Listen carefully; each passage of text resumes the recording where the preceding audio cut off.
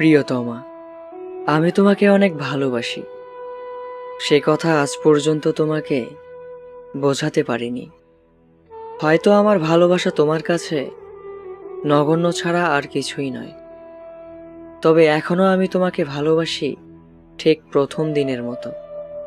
আমি এখনো তোমাকে প্রত্যেকটা মুহূর্ত জুড়ে মনে করি, ঠিক আগের দিনগুলোর মতো। তার বিনিময়ে কিছুই পাইনি তোমার কাছে।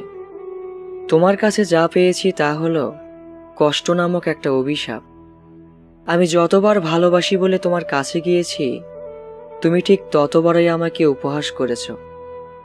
তারপরেও অগণিত কষ্ট আর অবহেলা বুকে চেপে রেখেও ভালো থাকার মিথ্যা অভিনয় করেছি। কখনো বুঝতে দেইনি কতটা কষ্টে আছি আমি। তুমি কখনো বুঝতেও চাওনি কিসে আমার কষ্ট। তুমি কখনো এটাও বুঝতে চাওনি কোন বিষয়গুলো আমার ভালো লাগে। আসলে সত্য কথা বলতে তুমি আমাকে ভালোই বাসনি কোনোদিন।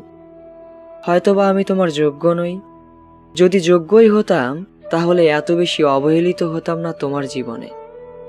একটা কথা কি জানো, এই পৃথিবীতে কেউ ব্যস্ত নয়। কে কাকে কতটা সময় দেবে এটা নির্ভর করে প্রয়োজনের ওপরে। প্রয়োজন মনে হলেই প্রিয়জনের সাথে কাটানো যায় অনেকটা মূল্যবান সময়, যেটা আমি তোমার কাছ থেকে কখনো পাইনি।